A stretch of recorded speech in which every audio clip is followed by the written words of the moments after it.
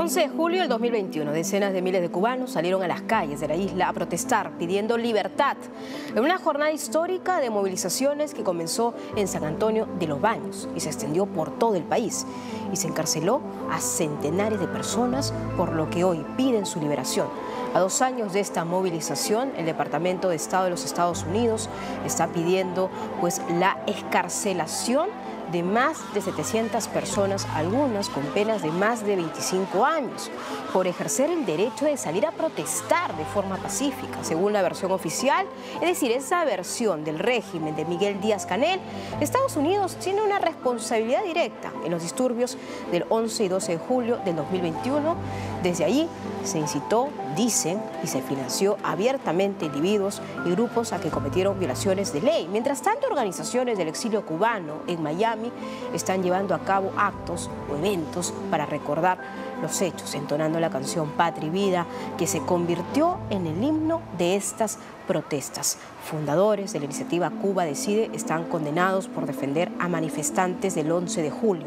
Como ellos, hay más de miles de cubanos, incluyendo más de 100 mujeres y más de 30 menores en prisión. En su más reciente informe, la mencionada Prisoners Defenders denunció el caso de José Daniel Ferrer, uno de los presos políticos emblemáticos de Cuba. Según las últimas revelaciones, lo tienen confinado sin apenas ver la luz ni a nadie desde su detención. Pero para entrar en detalles, siempre es bueno hablar con una periodista, y qué mejor desde La Habana, desde Cuba. Y ya la tengo conectada a Camila Acosta. Camila, muy buenas tardes. Buenas tardes y gracias a ustedes por la invitación y por toda esta cobertura que están haciendo de este día histórico para los cubanos, un día que ha marcado un antes y un después en toda la historia reciente de nuestro país. Camila, después de 2 años, ¿cuál es ese balance? ¿Cuál es esa percepción? ¿Cuál es ese sentir?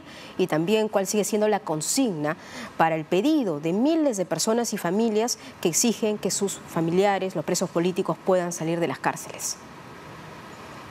Bueno, ese día definitivamente todos pensamos que la dictadura era el fin de la dictadura cubana. Fue una protesta espontánea, debo insistir en esto porque toda la manipulación mediática que ha hecho el régimen cubano ha sido catalogar a todas estas personas de delincuentes pagados por personas en el exterior. Todo esto es falso, fue realmente espontáneo.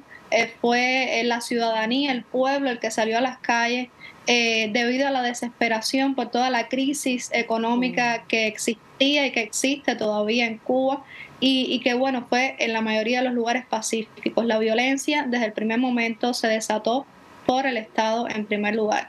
Y bueno, 2 años después tenemos un país todavía con miseria, con crisis económica, con muchísima inflación, es decir, las condiciones que propiciaron ese estallido social continúan vigentes, con excepción, por supuesto, de la pandemia.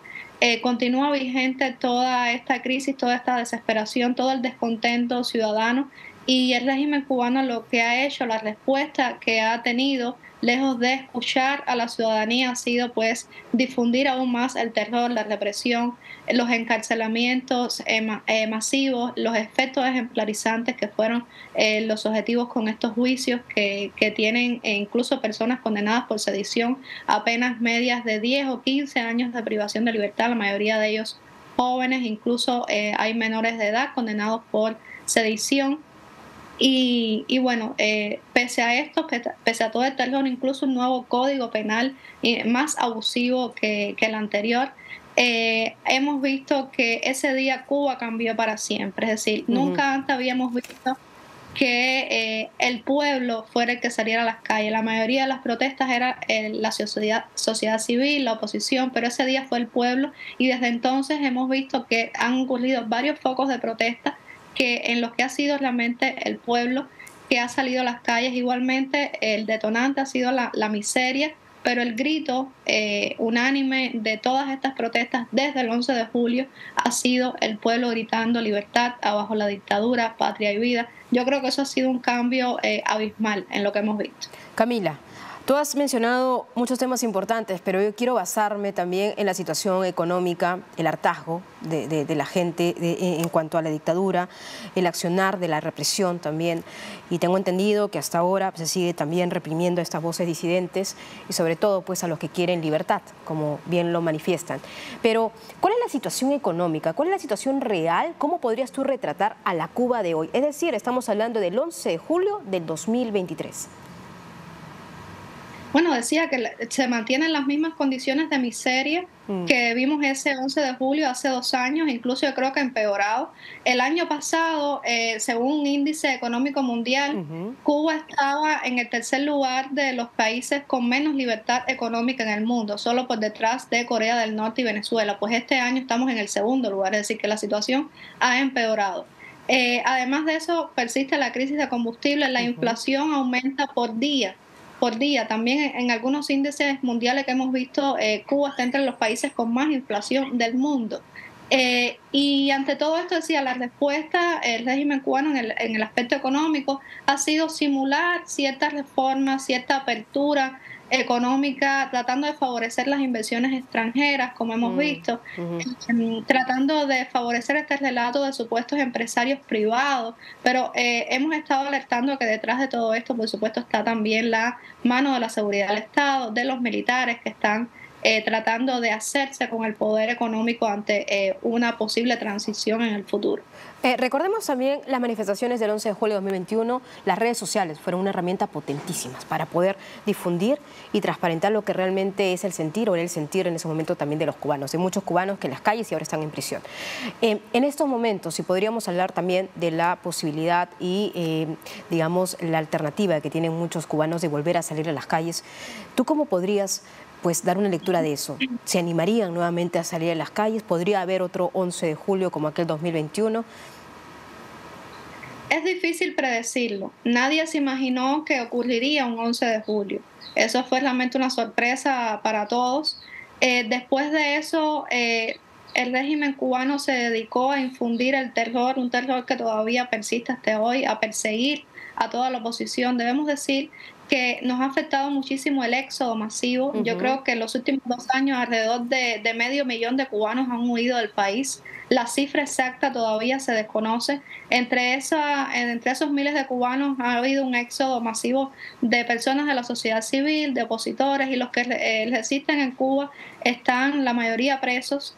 Está el caso, mencionaban el de José Daniel Ferrer, Félix Navarro, que es otro de los presos políticos históricos, Damas de Blanco incluso, y el resto, como yo o otros periodistas independientes, activistas, realmente sobrevivimos bajo acoso constante. Es normal en nuestra rutina tener una patrulla policial en la esquina de nuestras viviendas, es decir, prácticamente nos han inmovilizado de cualquier iniciativa ciudadana. Habría que darle un soplo de vida nuevamente al activismo y a la oposición interna.